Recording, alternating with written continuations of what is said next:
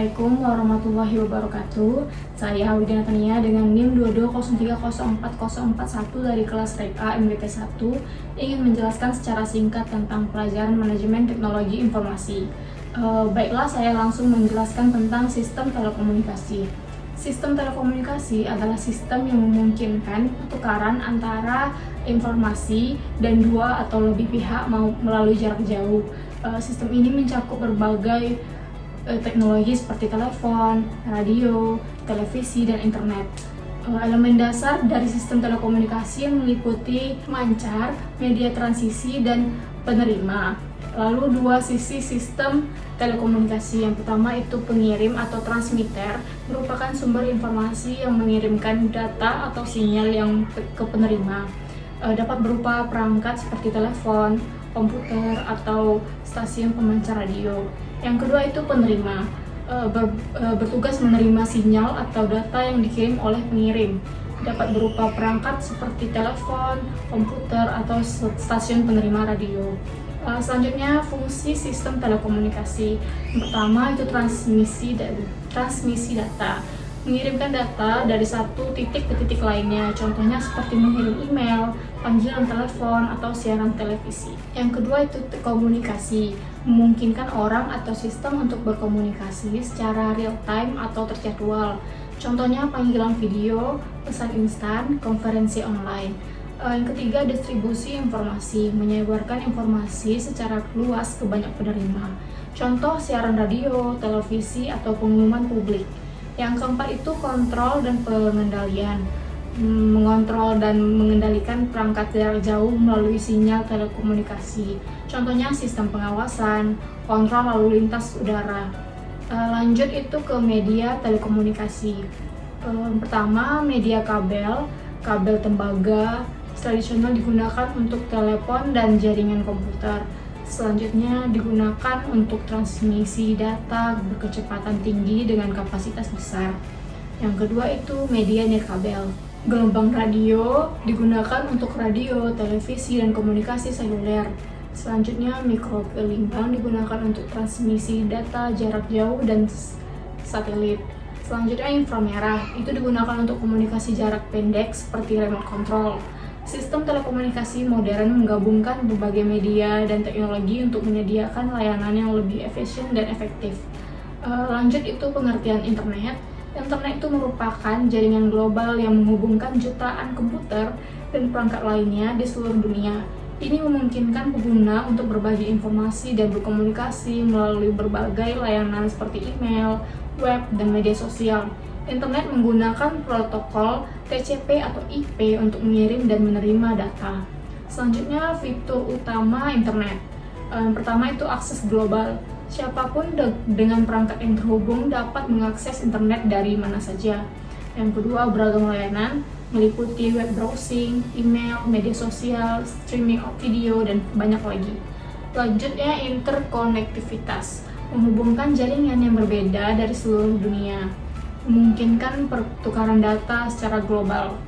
Selanjutnya protokol standar, menggunakan protokol standar seperti TC atau IP untuk memastikan komunikasi yang konsisten dan reliable. Selanjutnya intranet adalah jaringan pribadi yang digunakan oleh sebuah organisasi untuk berbagi informasi dan sumber daya di dalam organisasi tersebut.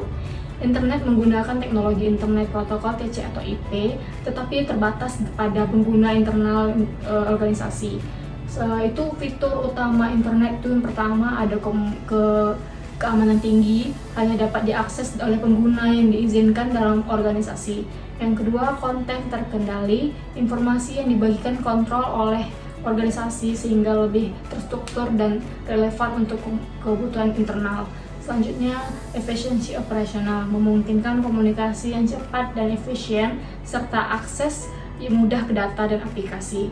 Selanjutnya, privasi dan kontrol. Organisasi memiliki kontrol penuh atas jaringan data dan yang ada di dalamnya. Selanjutnya itu extranet. Extranet itu merupakan ekstensi dari internet yang memungkinkan akses terbatas kepada pihak eksternal seperti mitra bisnis, pelanggan, atau pemasok. Ini memungkinkan organisasi untuk berbagi informasi tertentu dengan pihak luar tanpa membuka seluruh jaringan internal mereka. Selanjutnya fitur utama extranet. Fitur utama extranet. Pertama itu akses terbatas. Jadi aksesnya itu tidak ada halangannya karena terbatas. Yang selanjutnya keamanannya menggunakan mekanisme keamanan yang kuat untuk melindungi data dan komunikasi antara pihak internal dan eksternal. Yang ketiga, kolaborasi bisnis, memfasilitasi kolaborasi yang lebih baik dengan mitra bisnis, meningkatkan efisiensi dan produktivitas. Selanjutnya, integrasi sistem, itu memungkinkan integrasi sistem antara organisasi dan pihak eksternal untuk berbagi data secara real time atau secara nyata ya.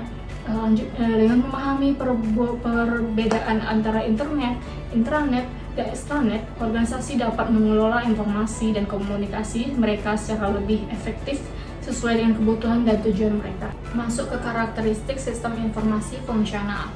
Sistem informasi fungsional merupakan sistem yang mendukung aktivitas dan fungsi tertentu dalam suatu organisasi. Sistem ini dirancang untuk memenuhi kebutuhan spesifik departemen atau unit bisnis tertentu. Karakteristik utamanya itu spesifik untuk departemen yang dirancang untuk mendukung fungsi tertentu seperti akuntansi, produksi atau sumber daya manusia.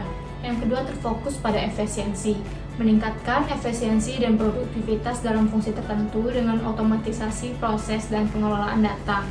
Yang ketiga itu integrasi minimal, biasanya terpisah dari sistem lain meskipun bisa diintegrasikan dengan sistem organisasi lainnya jika diperlukan. Selanjutnya itu keempat itu pengambilan keputusan taktis, mendukung pengambilan keputusan di tingkat operasional dan taktis. Selanjutnya sistem informasi manajemen. Sistem informasi manajemen itu merupakan sistem yang menyediakan informasi untuk manajer dalam pengambilan keputusan.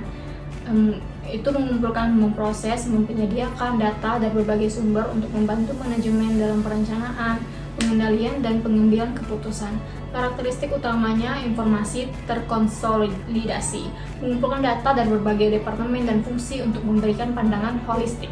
Yang kedua, dukungan pengambilan keputusan, memberikan informasi yang relevan dan tepat waktu untuk membantu manajer dalam pengambilan keputusan. Selanjutnya, laporan yang dapat disesuaikan, menyediakan berbagai jenis laporan yang dapat disesuaikan sesuai kebutuhan manajer. Yang keempat, penggunaan berkelanjutan, digunakan secara berkelanjutan untuk mendukung operasi hard fund dan keputusan strategis jangka panjang. Lanjut, sistem pemrosesan transaksi. Sistem pemrosesan transaksi itu merupakan sistem yang menangani dan mencatat transaksi rutin harian dari suatu organisasi seperti penjualan, pembelian, pembayaran, dan lain-lain. Karakteristik utamanya volume tinggi, menangani sejumlah besar transaksi secara efisien. Yang kedua itu kecepatan dan akurasi, memproses transaksi dengan cepat dan akurat untuk memastikan operasi yang lancar. Yang ketiga, pemrosesan real time atau batch, dapat memproses transaksi secara langsung atau mengumpulkan dan memproses secara berkala. Yang keempat itu keamanan data, memastikan keamanan dan integritas dari data transaksi yang diproses. Selanjutnya, sistem penjualan dan pemasaran. Sistem penjualan dan pemasaran itu merupakan sistem yang mendukung aktivitas penjualan dan pemasaran dalam organisasi. Sistem ini membantu dalam manajemen hubungan pelanggan, pelacakan penjualan, analisis pasar, dan kampanye pemasaran. Karakteristik utamanya itu manajemen pelanggan, membantu dalam mengelola informasi pelanggan dan interaksi dengan mereka. Yang kedua, pelacakan penjualan, itu memantau aktivitas penjualan dan kinerja tim penjualan. Yang ketiga, analisis data pasar, menganalisis data pasar dan tren untuk mendukung strategis pemasaran. Yang terakhir, otomatisasi, mengotomatisasikan kampanye, pemasaran, dan pelacakan efektivitasnya. Selanjutnya, Customer Relationship Management, disingkat dengan CRM. CRM itu merupakan sistem yang dirancang untuk mengelola interaksi dan hubungan dengan pelanggan saat ini dan potensial, bertujuan untuk meningkatkan kepuasan pelanggan dan meningkatkan penjualan. Karakteristik utamanya itu penyimpanan data. Itu penyimpanan data pelanggan, mengumpulkan dan menyimpan informasi rinci tentang pelanggan, termasuk riwayat interaksi dan preferensi. Yang kedua, manajemen interaksi, melacak semua bentuk interaksi dengan pelanggan dari panggilan telepon hingga email dan media sosial. Yang ketiga, analisis pelanggan, itu menganalisis data pelanggan untuk memahami kebutuhan dan perilaku mereka, serta mengidentifikasi peluang penjualan. Yang keempat, otomatisasi layanan, mengotomatisasikan layanan pelanggan termasuk dukungan dan pemecahan masalah untuk meningkatkan efisiensi dan responsivitas. Selanjutnya, pengertian e-commerce. E-commerce adalah aktivitas jual beli produk atau layanan melalui jaringan elektronik seperti internet. Ini mencakup berbagai transaksi seperti penjualan online, lelang, perbankan elektronik, dan layanan berlangganan. Jenis e-commerce itu pertama, business to consumer, transaksi antara perusahaan dan konsumen individu. Contohnya Amazon, Tokopedia. Yang kedua, business to business, transaksi antara perusahaan dengan perusahaan lainnya. Contohnya Alibaba, supply chain management system. Yang ketiga, consumer to consumer, transaksi antara konsumen individu. Contohnya eBay, OLX. Yang keempat, consumer to business, konsumen menawarkan produk atau layanan kepada perusahaan. Contohnya freelancer yang menawarkan jasa mereka di platform seperti Upwork. Kelima, business to government, transaksi antara perusahaan dan pemerintah. Contohnya sistem e-procurement pemerintah. Yang keenam, mobile commerce, transaksi dilakukan melalui perangkat mobile seperti smartphone dan tabel. Contohnya aplikasi belanja mobile seperti Shopee. Selanjutnya, keuntungan e-commerce itu pertama, akses secara global, memungkinkan bisnis untuk menjangkau pelanggan di seluruh dunia. Yang kedua itu toko online dapat beroperasi tanpa henti, memungkinkan pelanggan untuk berbelanja kapan saja 24 jam. Selanjutnya, biaya operasional rendah, mengurangi biaya overhead seperti sewa toko fisik dan utilitas. Yang keempat, personalisasi, itu menawarkan pengalaman belanja yang dipersonalisasi berdasarkan data pelanggan. Yang kelima, kecepatan dan efisiensi, transaksi cepat dan efisien dengan otomatisasi proses penjualan dan pembayaran. Selanjutnya, batasan dan kegagalan e-commerce. Yang pertama itu keamanannya, risiko pencurian data dan serangan cyber dapat mengancam integritas transaksi. Lalu membangun kepercayaan dengan pelanggan online bisa menjadi tantangan. Selanjutnya itu ada keterbatasan teknologi, koneksi internet yang lambat atau tidak stabil dapat mempengaruhi pengalaman pengguna. Yang kelima itu harus memenuhi berbagai hukum dan regulasi di setiap negara tempat mereka beroperasi. Selanjutnya itu aplikasi business to consumer. Yang pertama, e-retailing, toko online yang menjual produk langsung kepada konsumen. Contohnya Zalora, Bukalapak. Yang kedua itu online service, menawarkan layanan online seperti streaming, kursus online, dan jasa konsultasi. Contohnya Netflix, Coursera. Ketiga, digital goods, menjualan produk digital seperti e-book, musik, dan software. Contohnya Amazon Kindle Store, iTunes. Yang selanjutnya penelitian pasar. Penelitian pasar dalam e-commerce melibatkan pengumpulan dan analisis data tentang preferensi dan perilaku konsumen untuk menginformasikan strategis bisnis. Ini dapat dilakukan melalui survei online, analisis data pelanggan, dan alat analitik web. Tujuan utamanya itu memahami kebutuhan pelanggan atau mengidentifikasi apa yang dicari oleh pelanggan. Yang kedua itu mengetahui kekuatan dan kelemahan pesaing. Lalu mengidentifikasi tren baru dan peluang pasar. Lalu perikanan dan layanan terhadap pelanggan. Yang pertama, menggunakan berbagai saluran digital seperti media sosial, mesin pencari, dan email marketing untuk mempromosikan produk. Contohnya Google AdWords, Facebook Ads. Lalu layanan terhadap pelanggan, memberikan dukungan pelanggan melalui berbagai kanal seperti live chat, email, dan media sosial. Contohnya sistem ticketing support, FAQ, online. Masuk ke pengertian supply chain management. Supply chain management itu merupakan pengelolaan aliran barang, informasi, dan uang yang melibatkan seluruh proses produksi dari bahan mentah hingga produk akhir yang sampai ke tangan konsumen. Jenis-jenis supply chain itu seperti produk yang dibuat dan disimpan sebagai stok sebelum menerima pesanan pelanggan, contohnya industri makanan dan minuman, produk elektronik. Lalu yang kedua itu make to order, produk yang dibuat hanya setelah menerima pesanan dari pelanggan, contohnya pembuatan kapal, pesawat, atau produk khusus lainnya. Lalu ensemble to order, komponen atau bagian disimpan sebagai stok dan dirakit setelah menerima pesanan, contohnya industri komputer, peralatan rumah tangga. Keempat, engineer to order, itu produk dirancang dan diproduksi berdasarkan spesifikasi unik dari pelanggan. Contohnya proyek konstruksi mesin untuk industri khusus. Lalu permasalahan supply chain management.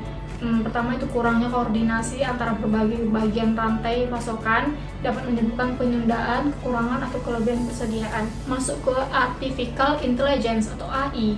adalah bidang ilmu komputer yang fokus pada pembuatan mesin atau perangkat lunak yang dapat melakukan tugas-tugas yang biasa dibutuhkan kecerdasan manusia. Ini mencakup berbagai teknologi dan metodologi yang memungkinkan komputer untuk belajar dari pengalaman, mengenali pola, membuat keputusan, dan juga berinteraksi dengan lingkungan secara cerdas. Fitur utama AI itu pembelajaran mesin, algoritma yang memungkinkan sistem untuk belajar dari data dan meningkatkan kinerjanya seiring waktu tanpa diprogram secara eksplisit. Yang kedua, pemrosesan bahasa alami, kemampuan untuk memahami, menafsirkan, dan juga menghasilkan bahasa manusia. Yang ketiga itu kemampuan untuk memahami dan menafsirkan gambar dan video. Lalu kemampuan untuk membuat keputusan dan bertindak secara mandiri dalam lingkungan yang kompleks. Lalu expert system. Expert system itu merupakan sistem komputer yang meniru kemampuan yang pengambilan keputusan dari seorang ahli di bidang tertentu. Sistem ini menggunakan basis pengetahuan yang berisi fakta dan aturan yang relevan untuk memecahkan masalah tertentu. Fitur utama expert system itu kumpulan informasi dan aturan yang digunakan oleh sistem untuk pembuatan keputusan atau basis pengetahuan. Lalu mesin internal, mekanisme yang menggunakan aturan dalam basis pengetahuan untuk menarik kesimpulan atau rekomendasi. Selanjutnya, sistem intelijen merujuk pada kemampuan sistem untuk secara otomatis mengumpulkan, menganalisis, dan menggunakan data untuk meningkatkan kinerja, efisiensi, dan adaptabilitas. Ini mencakup penggunaan teknologi sensor seperti IoT, AI, dan algoritma pembelajaran untuk membuat sistem yang lebih cerdas dan responsif.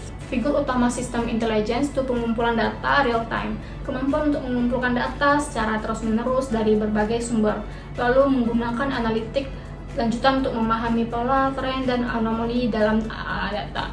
Selanjutnya itu membuat keputusan berdasarkan analisis data tanpa intervensi manusia. Lalu perbandingan dan hubungan. Perbandingan dengan hubungan AI itu istilah umum yang mencakup semua teknologi yang memungkinkan mesin untuk meniru kecerdasan manusia. Expert system dan sistem intelijen itu merupakan aplikasi spesifik dari AI. Expert system itu menggunakan basis pengetahuan yang kaya dan mesin interaksi untuk memberikan solusi spesifik dalam bidang tertentu, seringkali dengan penjelasan yang jelas tentang keputusan yang diambil. Sistem intelligence lebih berfokus pada pengumpulan data, real time, dan analisis untuk meningkatkan efisiensi dari kinerja sistem secara keseluruhan. Ini memungkinkan menggunakan berbagai teknik AI termasuk machine learning dan analisis prediktif. Kita masuk ke pengertian hak atas kekayaan intelektual atau haki. Haki merupakan hak hukum yang memberikan perlindungan kepada pencipta atau penemu atas karya-karya intelektual mereka. Haki mencakup berbagai jenis karya termasuk karya sastra, seni, penemuan, merek dagang, desain industri, dan rahasia dagang. Sejarah perkembangan HI itu era pramodern, konsep perlindungan terhadap karya intelektual telah ada sejak zaman kuno, meskipun tidak seformal seperti sekarang. Misalnya di Yunani kuno, itu pencipta diberi hak eksklusif untuk menjual karya mereka di pasar selama setahun. Lalu itu ada abad pertengahan, pada abad ke-15 dengan munculnya mesin cetak, perlindungan terhadap karya tulis menjadi lebih penting. Pada tahun 1474, Republik Venesia memperkenalkan undang-undang paten pertama yang memberikan hak eksekutif kepada penemu. Lalu manfaat haki. Manfaat haki itu melindungi karya seni, sastra, musik, film, dan perangkat lunak komputer, memberikan hak eksklusif kepada pencipta untuk mengendalikan distribusi dan reproduksi karya mereka. Yang kedua itu dengan memberikan hak eksklusif, haki mendorong individu dan perusahaan untuk berinovasi dan menciptakan karya baru tanpa khawatir karya mereka akan disalin atau digunakan tanpa izin. Kesimpulan yang dapat diambil yaitu teknologi dan manajemen informasi memainkan peran yang semakin penting dalam dunia bisnis dan kehidupan sehari-hari. Dari sistem telekomunikasi hingga AI dan haki, setiap komponen berkontribusi pada efisiensi operasional, inovasi, dan pertumbuhan ekonomi. Memahami dan memanfaatkan teknologi ini dengan efektif dapat memberikan keunggulan kompetitif yang signifikan dan mendukung perkembangan berlanjut di berbagai sektor. Sekian dari penjelasan saya. Mohon maaf jika ada kekurangan. Wassalamualaikum warahmatullahi wabarakatuh.